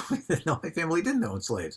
And you can't you cannot bring that level of anger, especially if you're in a healing profession. Right. I mean, Well, this is like, no, but many of the people in healing professions are there to heal themselves. There's an awful lot of unhealthy people doing it to get healed. yeah. So, but anyway, No that's one, but no one in our midst here. We won't, no, no, no, of we course. don't have one of those here. No, no, no. No. I want to relate a little bit. Hold on. What's wrong? All right, go ahead. I want to relate to what Soma was saying, because when you talk about generational issues, it gets very complicated, as we see today. But there's something you said that reminds me of a book I read a long time ago on the subject of forgiveness. Hmm. Oh, And, my favorite subject. pardon? Yes, My another, favorite subject. another conversation. Just Another conversation, sorry. Well, but see, this I think is really relevant, and I offer it as a effort to give you an idea of how some people have framed this issue and dealt with it and gone on. And they said that when you look at a situation, let's say British in India, which is past tense, and some of the consequences we are dealing with, others we have dealt with. But for a person, individual person, there's very little you can do about it.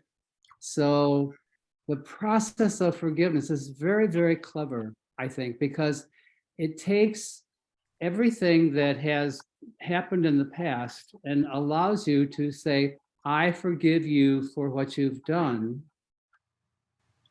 and allows you then to free up to use your energy that would be connected to this anger and this hatred, and allows you to then affect or to reinvest that energy into something more positive, something more constructive.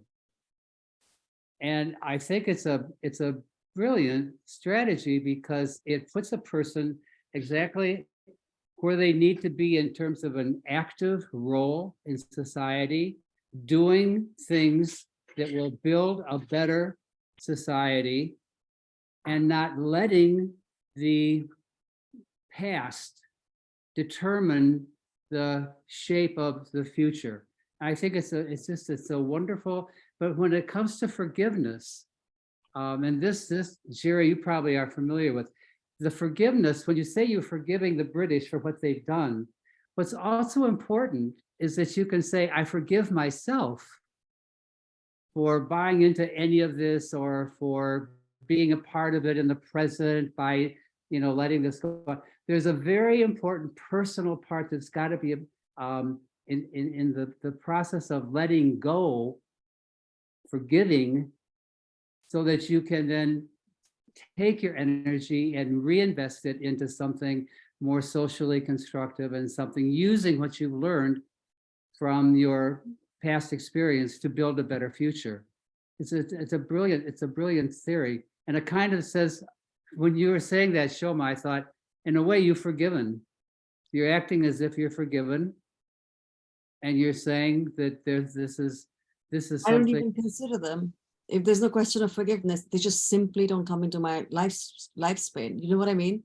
Don't even Or, like, consider. How much forgiveness can you give? Can you forgive Mughal rulers? Because I think India is a different thing. We've been so often ruled, is Yeah. that brush it off. There's no question of. I don't want Jack. I have a friend in England. He's British. 93. I'm sure he lived through half of these atrocities. There's no question of me forgiving him. He's my buddy. I didn't even think of those things. Well, it But doesn't those things make do any. not come up. Sorry. Okay. Well, I just know. I just thought that's a way of conceptualizing. But no, it's not having that is a possibility too. I just think there's usually, when there's something historical like that, there's for me, there's always some kind of engagement there's something that has to be done. I've got to do something with it. I've got to put it someplace. I'd So be this is- interested. I mean, this is probably not the right place to ask, but Mara, you're in South Africa. You were there when you were in apartheid. You were responsible for apartheid? No, I mean, you didn't create it. I mean, why should she feel responsible for all the stuff that went on? There's the same take I take for the British people. Things happen. Doesn't mean But Mara chose to get the hell out of there rather than support the regime. Not everybody has that choice. But I meant, generally, people who are living in South Africa now, should they be held responsible for the rest of their life? No. Well, I think people can absolutely take on feelings, either guilt for being part of something that was perpetrated on another people, or hatred for having been a victim of aggression. I think this is very, very, very common. And I think that explains a lot of the prejudice we see in society today. I guess I don't know, but in India, for sure, I'm Brahmin. There's probably atrocities going on in names of Brahmins to other castes. I'm not responsible for that. I refuse. That's not my responsibility. I recognize it happens, and I will not behave that way to somebody who is a lower caste, but that's not my responsibility. One moves on in my head, in my brain. Like Alan, I remember some article years ago where the person was saying to his accuser, I am not responsible for slavery. I wasn't even here. So, it's the whole concept of responsibility is another topic for another day. It's big and it's complex. And it's not going to be solved by us. I don't know, we're pretty powerful. Yeah, But I think you have to be conscious. You have to. That's a better description of what we need to be going through life. Yeah, you have to be you have to be present, you have to be conscious, you have to be aware, you have to know history, and you have to do whatever we can do to make it a better world. I mean, this is the Tikkun Olam, Jewish philosophy of, the world isn't complete. We're trying to complete it. We're trying to make it better. and you've got to be A lot aware. of good that got us. Got to be aware of consequences. I mean, this is something that if you don't know harm that has been done at earlier times in different ways, you're gonna be much more limited in what you're able to do in the future. And I love this. Who said if you do it to my brother, you do it to me? I was fascinated because I'm just devoted to finding our roots.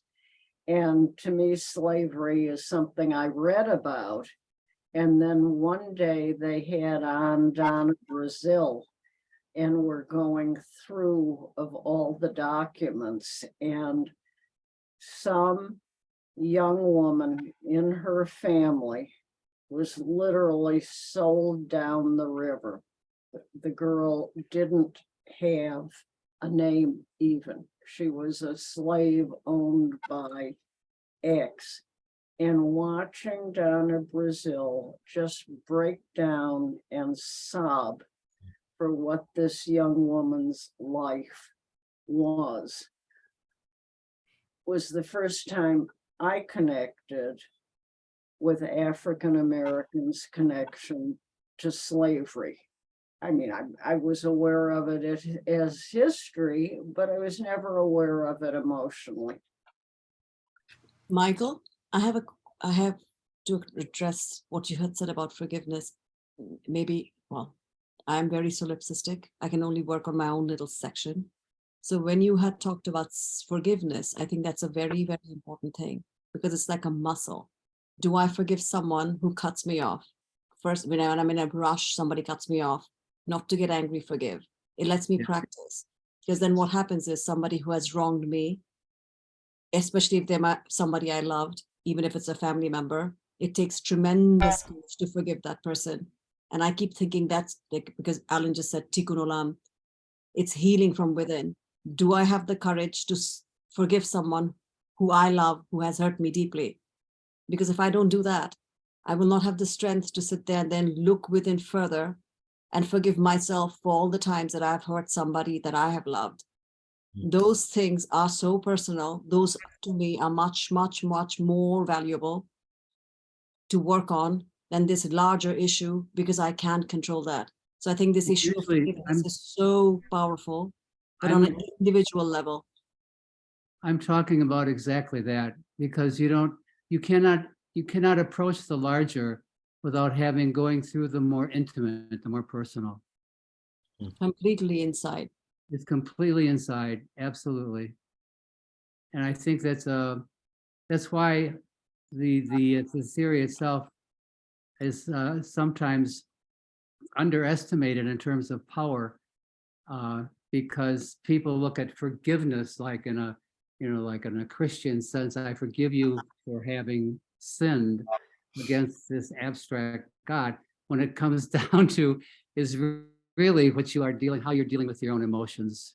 Yeah. What I adore about and then you Judaism, generalize that to the larger entities. And it really comes down to something like generosity. When you can be kind to yourself and compassionate and with yourself and those you love, you can then go to your family, then you can go to your larger entities you deal with, until it becomes an attitude towards life that we can teach other people, and hopefully it goes on and on and on. I don't know if that's realistic, but ideally, it starts with ourselves. Yes. I guess our film was a success. I would say so. So I- Alan, I think you should congratulate me for not saying Yes. during this whole discussion of forgiveness, but I'm going to say it now. Oh, no. I don't do forgiveness. It's a very personal thing for me, and that's maybe a whole other conversation, and I don't really want to end with this, but for me, forgiveness has deep roots in my Catholic upbringing. So that's one thing. But I do firmly believe, and is an acknowledgement and a kind of repentance of saying I'm sorry, and an apology. For me, an apology is extremely important. I'm going to just share with you a little tidbit. My sister and I have had a very fraught relationship over the years, and it's very, very complicated, which obviously I'm not going to get into. But she now unfortunately has dementia, and she, on a recent trip, not too long ago, I went to see her because she has dementia and she's failing. She said to me, I know I've been the source of a lot of your pain, and I'm so sorry. Will you forgive me? And as I said, I have never asked anyone for forgiveness, and I don't forgive people. I try to acknowledge, accept an apology, and move on. And all I ever wanted from my sister was an apology from her, and I got it. And after, when she said that, it completely it changed my whole outlook about her. And I have what was, and there was a period of time for 10 years where we didn't speak one word to each other. So it was very, very serious. But when she said, will you forgive me? I didn't answer her because, like I said, I don't do forgiveness. And then I said, well, you had a very difficult life and blah, blah, blah. And what we didn't get into here in our film, just a little tangential thing, my sister was one of the 9 children that was selected for Germanization, right? She was one of the 9 children that survived. 93 other children were killed. And she was the first child to come back and to return and be reunited with my mother. And she had a very, very, very difficult life. And I feel very badly for the difficult life that she's had. She ended up being a doctor, an ophthalmologist, but that could examine someone's eyes, but that couldn't really see herself. She couldn't see into her own soul until now. And so when she said this to me, I thought, oh well, she's got dementia. She's not gonna remember that she's asked me this. But apparently, it seems to me that this was really in her head, and she wanted to make amends. She knew she was failing, and she wanted to say this to me, which I thought was an amazingly profound thing for her to say. But I didn't. And then I said, and then she said again, will you forgive me? And unbeknownst to me, Emma was with me on that trip, and she was kind of sitting in a little alcove around the bed. This was at bedtime. My sister was lying in bed, and she asked for me. And Emma was not only listening, but she was recording this, and which I'm so grateful for, because I would never ever believe that this conversation actually had happened. And then I said, and when she said the second time, will you forgive me? And I thought to myself, oh shit, she remembered. And I thought about it for a moment, and I said yes. And then Emma meanwhile is texting like mad to Alan and to the rest of the family. Oh my God, Aunt Eva just asked for Mom's forgiveness. And guess what? She forgave her. And everybody knows about my whole thing about forgiveness. And This has but been an ongoing it's discussion yes, for Yeah. years. I just want to say, Years. so I kind of lied, because it was more important Yes, for me to say, she needed me to say, I forgive you. Mhm. And so I said it, because that was more important than my shit, my Mhm.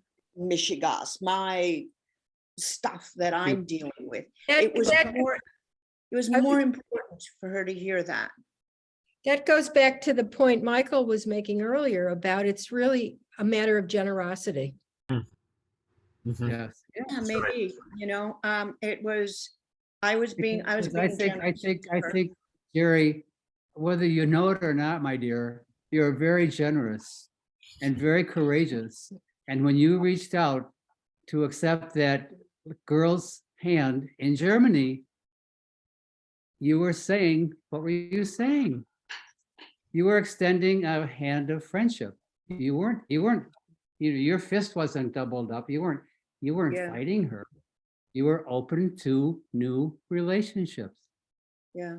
You let go of the And past. I You were needed to move on, letting and I wanted to move on. You I wanted to. move on. Yeah. Absolutely. I was primed to move on.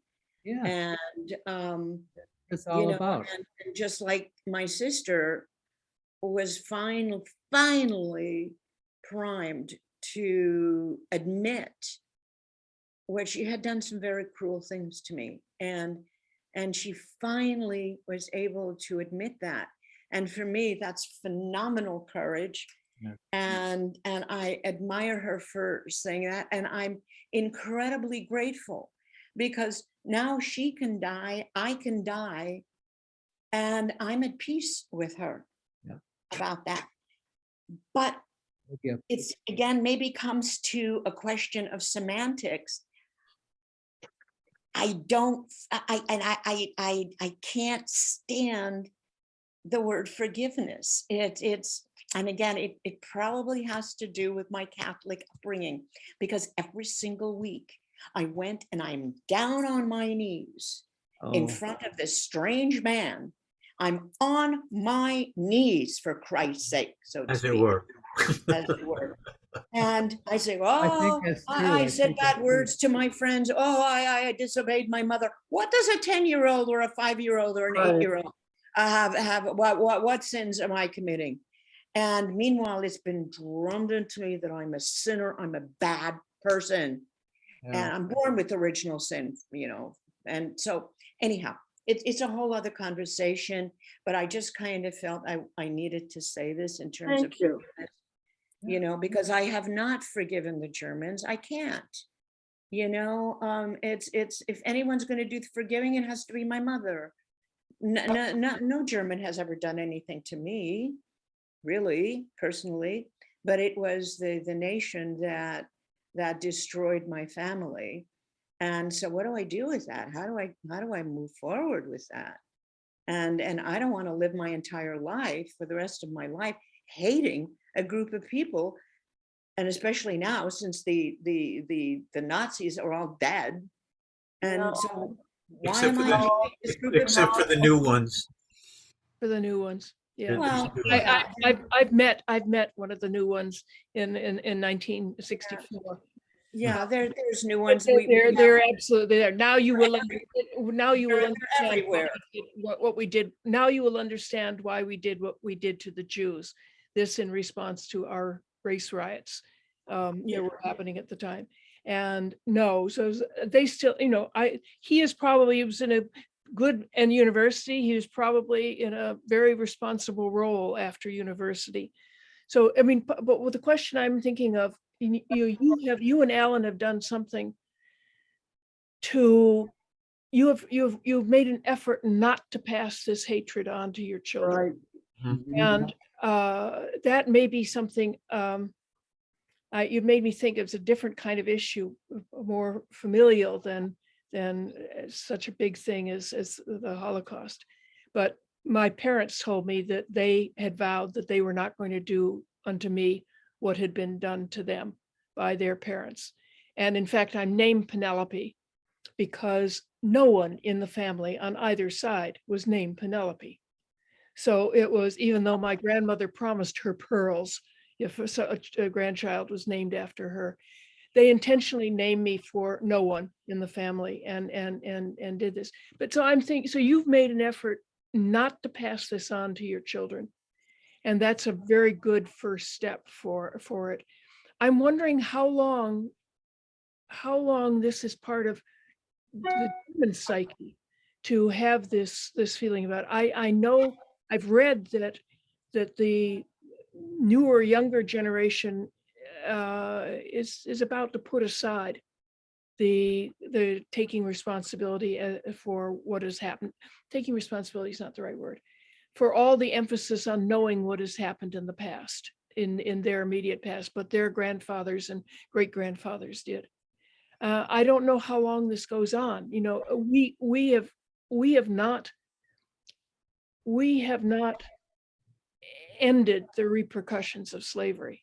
It's ongoing in active racism. So it's still appropriate that our generation who did not, we were never slave owners. I don't believe my northern family was a slave owner, but I don't know that. But it's still appropriate to try and make the country better. I don't know how long this goes on. And the Supreme Court, by the way, as you know, is dealing with the whole affirmative action question now. By the way, side note, I've thought for a while that the Senate refused to confirm Merrick Garland, and so they got him as Attorney General going after him. Look at what happened after Dobbs. They got what they wanted. They got abortion made illegal. And look what happened. They lost all of the political. In fact, there should have been, absent Dobbs, I bet there would have been a red wave. That is what history tells us, that the party out of power succeeds on the midterms. And it didn't. So look at how Dobbs backfired. Mhm. And it's sort of an interesting way to think about history. Penelope, you're talking about how long does it last, and without describing in detail what the psychological Michael knows, but there's something called psychodrama, which I trained in. And we once did a psychodrama with a young Spanish woman who was tracing back the trauma. And it was 12 generations for her. Wow. Oh, Wow. Wow. So it gets carried. And what was the trauma? I don't remember. Yeah. I mean, was it familial or was it historical? No, Yeah, I'd be making it up if I answered. I don't know. We- No, Alan, absolutely, your film was a success. This is one of the more interesting discussions we've had. I would say it's the most. It's 4:45, you guys. And Michael. Jerry, We've got- over all the years that I have worked with Archie Emmett, that I've underwritten this and that, and we're always having Holocaust survivors speak. You're the first one with whom I've had this kind of interchange, and having received your gift. So I thank you. Mara, you were saying something. I just wanted to say that Michael's insight is so helpful too. Yes. Yeah. Well, thank you. But this is something that I feel so strongly about. It really is very central to how I have lived my whole professional life. So, and I want to thank you for that film and for sharing too, Jerry, your personal journey. So, with that though, I've got to go. I've got to say goodbye. We're running late here. So, Yeah, I think we all are. Thank you. Love you all. Thank you so much, everybody. And Harry, Thank thank you. you again. This I was want great. to thank all of you for this opportunity. You're such a great group of people, and I know I never show up, and Alan always tells me, "Oh God, you missed a great one," and yeah, so I know, but it's Sunday afternoon, I And know. you're Barbara. gardening. Gardening. You made up for it today, Jerry. Okay. But when Alan and I were talking about this, and we said, well, should we plan something? And I said, no, oh my God.